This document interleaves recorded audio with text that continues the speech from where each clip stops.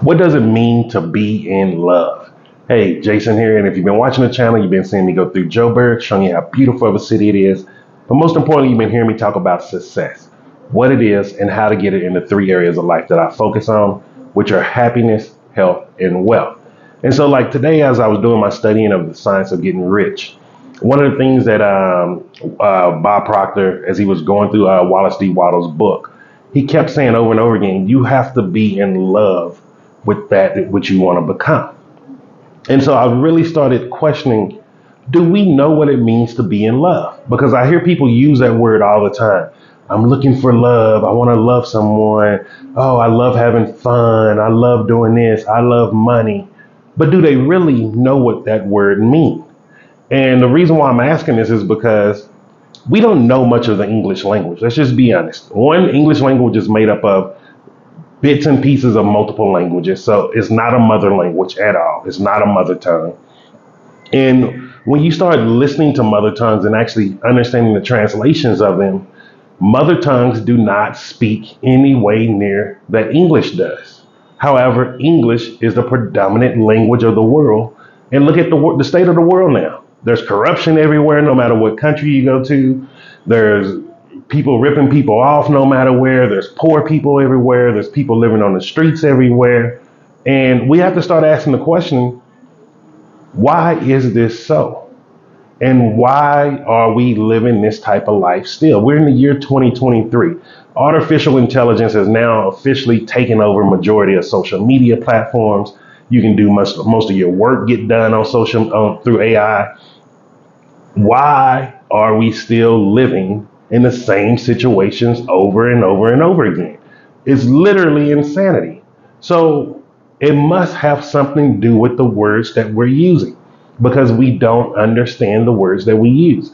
And let's be honest, and this is not a knock to teachers. However, teachers are not the most educated people in the world. They are not the smartest people in the world. They're not the richest people in the world. They're not the healthiest people in the world.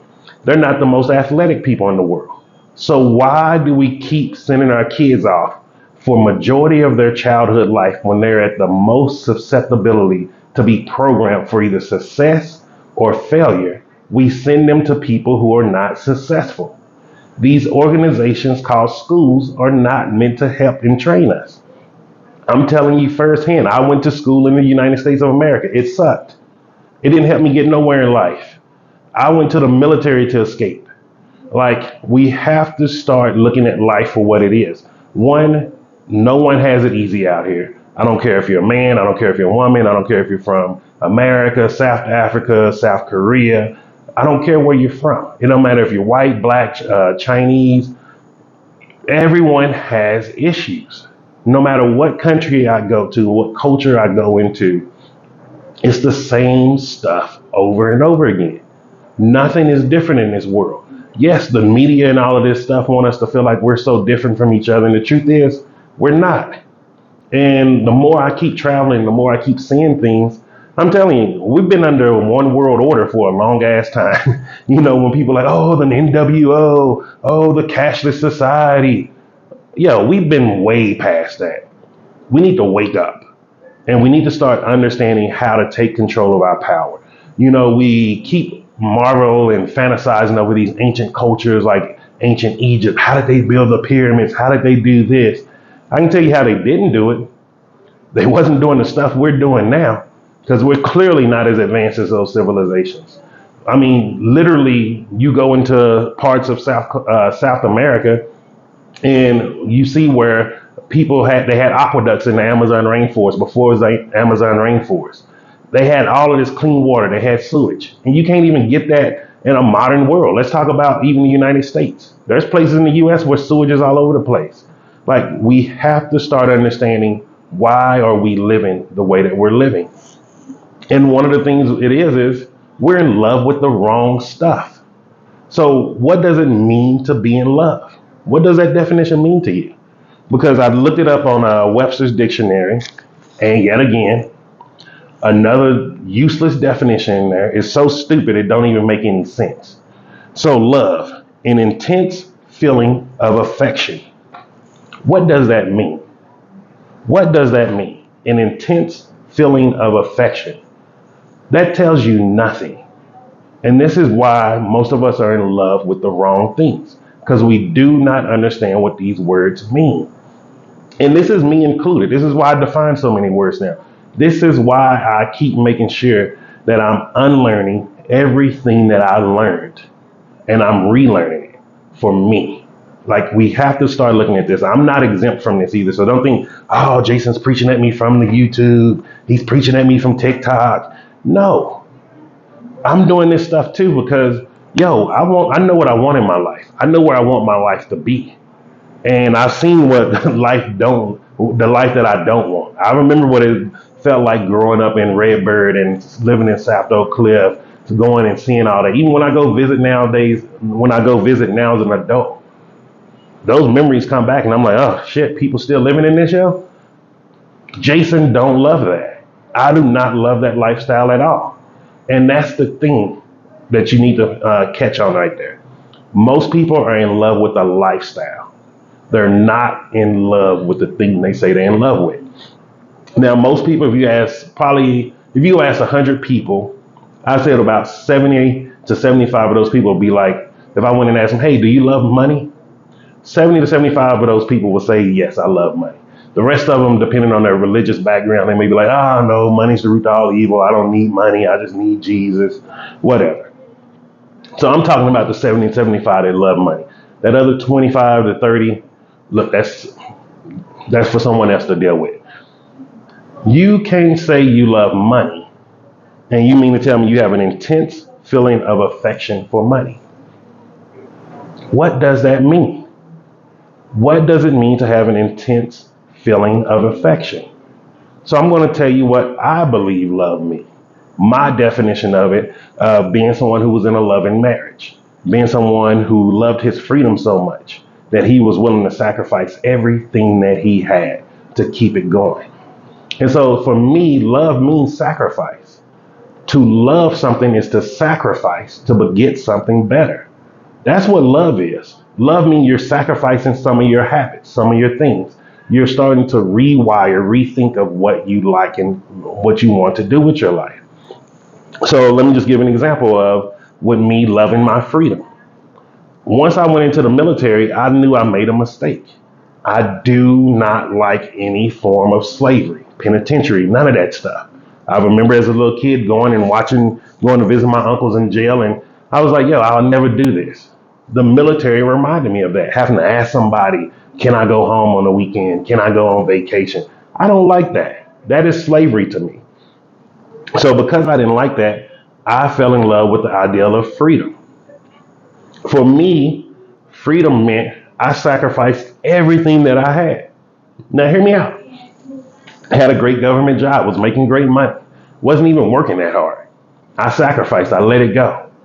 I sacrificed my beautiful 4-bedroom house. I had a sauna in the background. I had a jacuzzi, had 2 cars. Actually, I had 3 cars.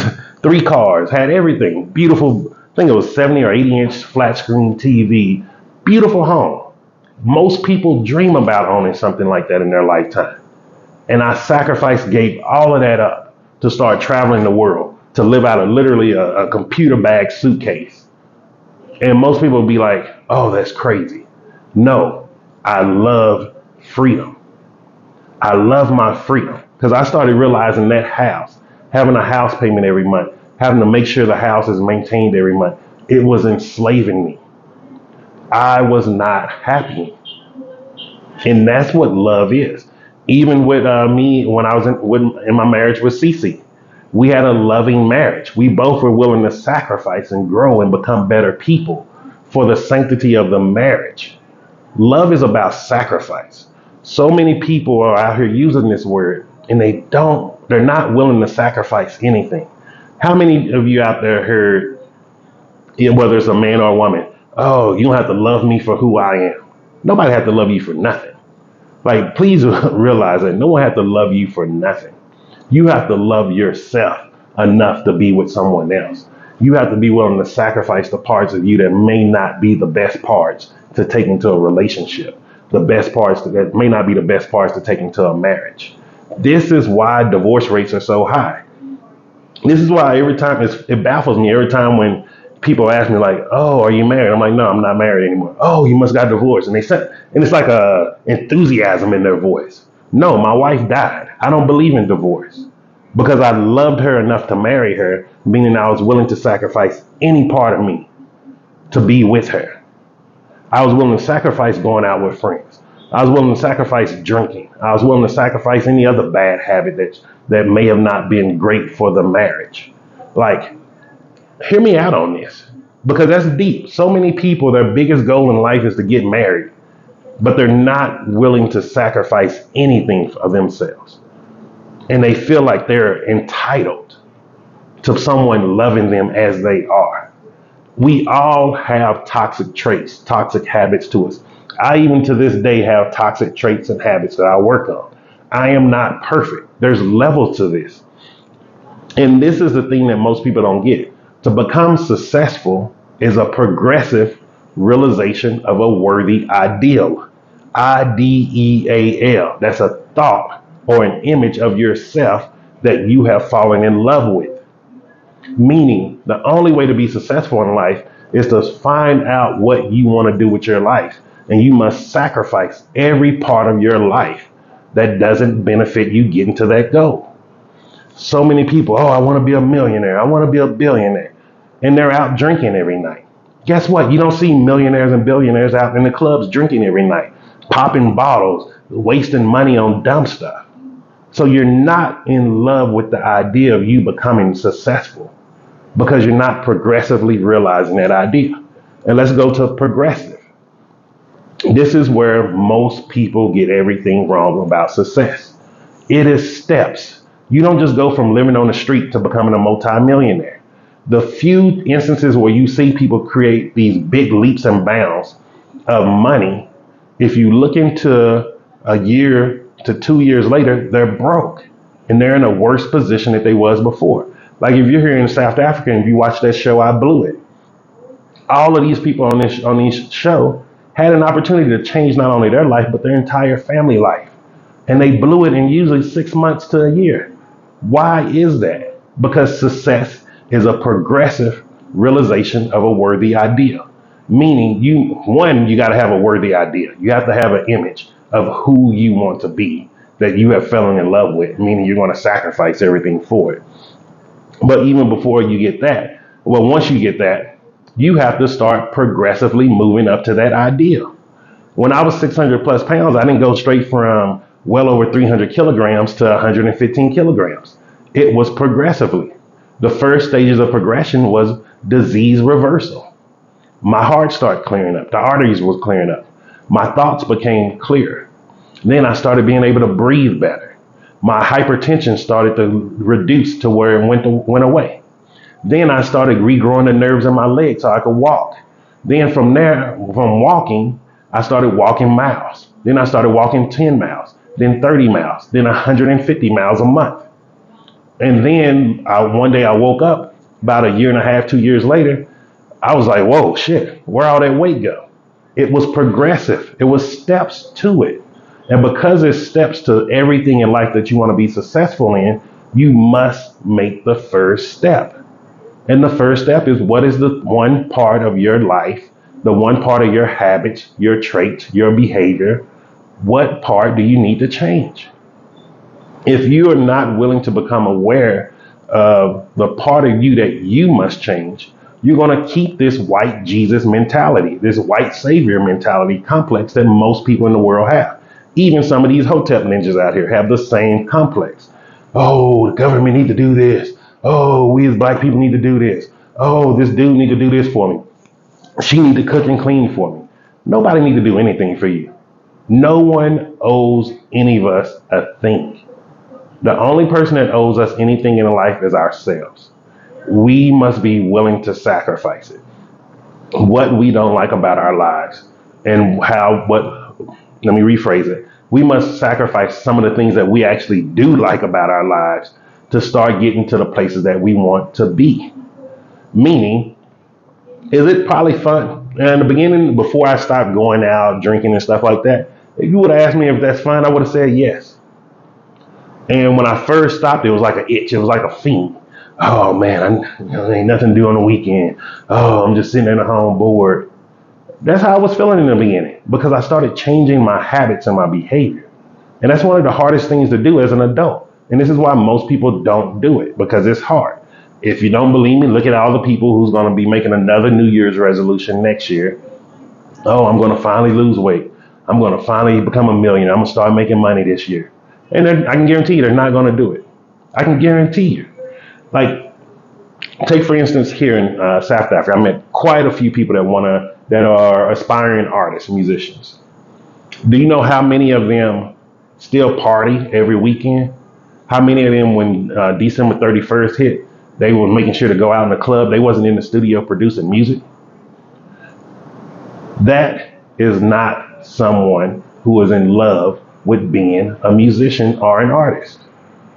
You sacrifice the things you like now for the ideal that you love to be. And that is the only way to start becoming successful. You must first figure out what are your habits that you need to sacrifice. And here's one of the best and easiest ways to do it. Study someone who is already successful in that thing that you want to do.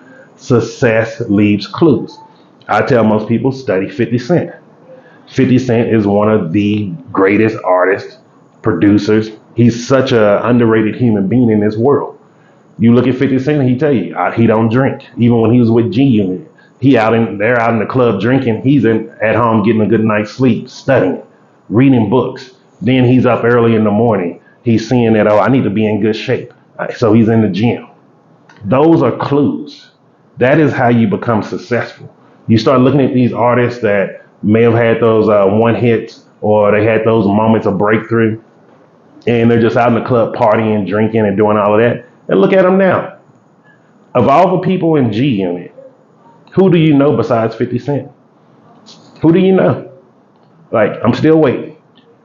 You might be able to say Lloyd Banks if you're just a big fan, but who are the other people in G Unit? You probably don't know. I can tell you I don't know because we're naturally don't care about people who are unsuccessful. So we need to start studying successful people and their habits. So if you're someone to say like, oh, I want to get into business, you need to start studying business people. And the beautiful thing about it now is with social media, every single person who is successful in life, no matter what field that they're in, they're on social media talking about how they became successful, how they work on their mindset, some of their habits that they do. Like you don't even have to pay these people anymore to talk to them. Like this is crazy the world we live in, and yet we still make the most excuses on why we cannot be successful.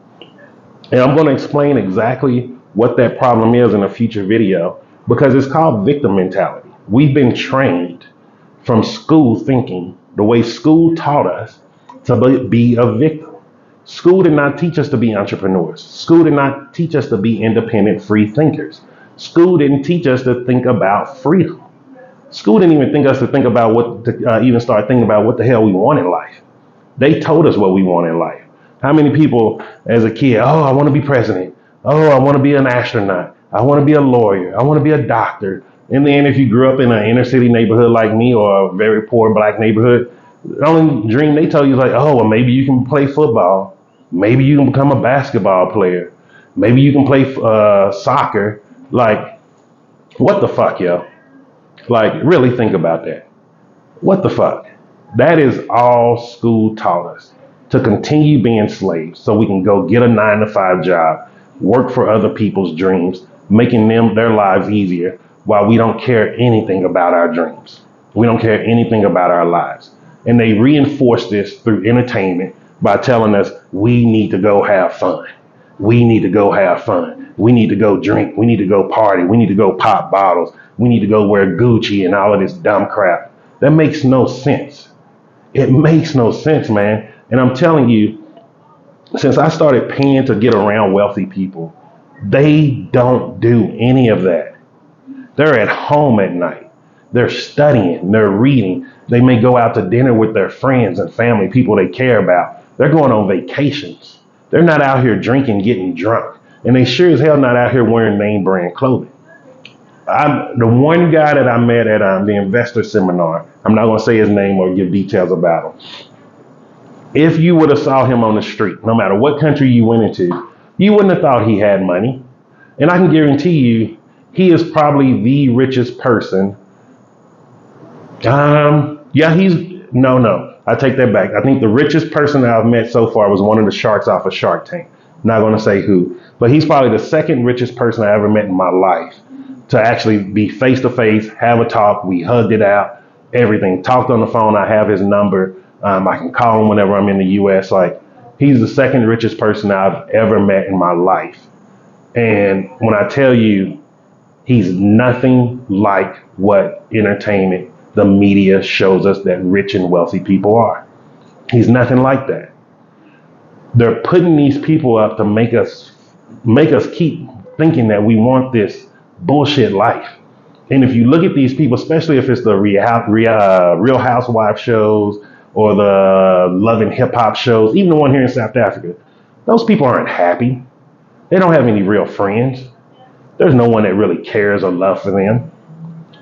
They're living miserable lives. And we need to quit modeling this as like this is the norm. We need to start studying people who are out here living great lives. This is why I started traveling the world. I started seeing, you know what, rich people just get up and travel. I want to be able to do that. I want to even do this on a bigger level. I want to be able to have houses in different countries, have places in different countries. Like, oh, this week I'm tired of Joburg. Let me go out to Fiji Islands or something. That's what I want to do. That's what I'm in love with. So that's why I'm doing the things that I do. Like when most people, I had a few people call me this weekend, like, not this weekend, last weekend, I'm sorry. Oh, you've been quiet. Where you been? You don't blah, blah, blah. You just disappear. Yes, I do. I'll tell you right now, I disappear all the time from people. And the reason being is my focus is the things that I love. And what I love is money, learning how to earn more money, how to become more passively rich, how to become more free. Yes, I'm free now, but there's levels to freedom. I want to be freer. I want to be able, if I want to leave Joburg, if I want to go have lunch in Paris, I want to be able to hop on a private plane and go to Paris. That's just the things that I want to be able to do. So you know what I sacrifice? I sacrifice a lot of that so-called fun hanging out with people because I'm making what's fun, learning how to make more money. Like if you can see on the back of the TV, I'm listening to Laura Langmeyer while I'm talking to you, where she's talking about the steps to get become a millionaire in 5 years or less. These are the things that I do on a daily basis. Like I don't live this extravagant lifestyle because I know the lifestyle that I want to have is way bigger than what I can afford right now. And even though I can afford to do a lot of great things, that's one of the beautiful parts of leaving the United States. Because the rest of the world is so much more affordable for a quality of living, I can do a lot more things here. That's how I'm able to invest so much money into Uber, using Uber service every day. Like, we have to start realizing what do we really love in life. And the first way to start realizing that is start finding out your habits. Once you know who you want to be, start looking at your habits and ask yourself honestly, am I doing, and let me just put it from this way. If you're wanting to be a millionaire, you need to start asking yourself every night and every morning when you wake up, am I doing what it takes to become a millionaire?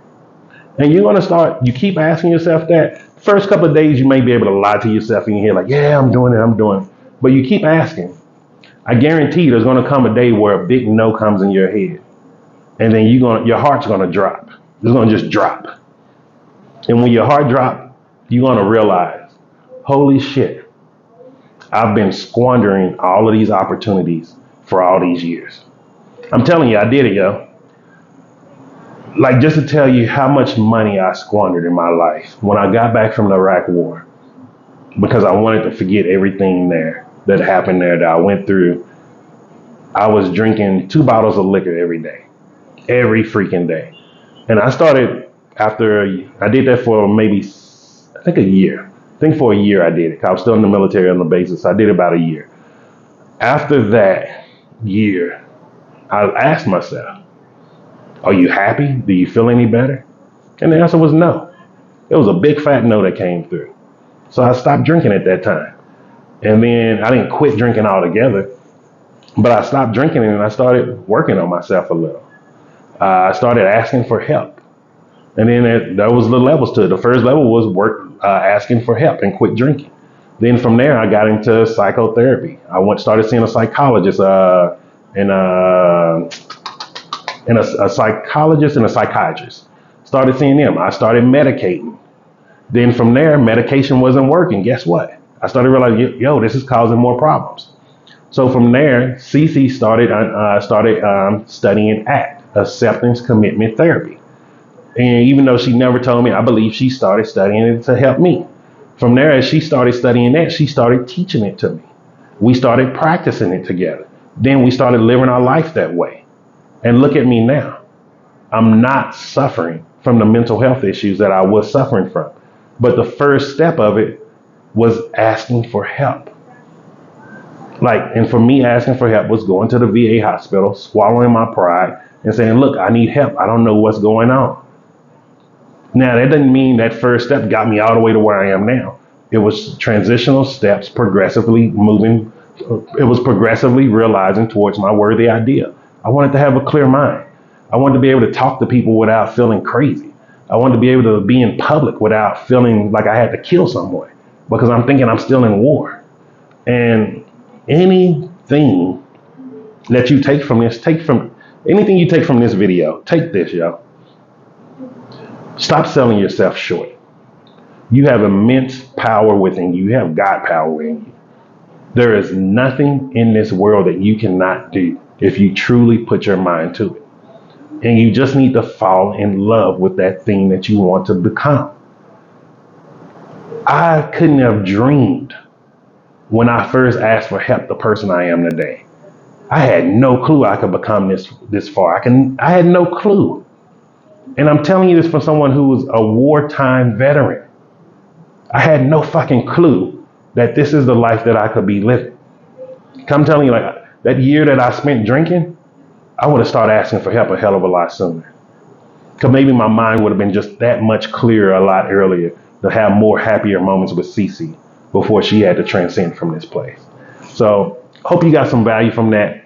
Hit the like button, subscribe to the channel. And look, remember, yo, I'm Jason, and success is simple once you know how.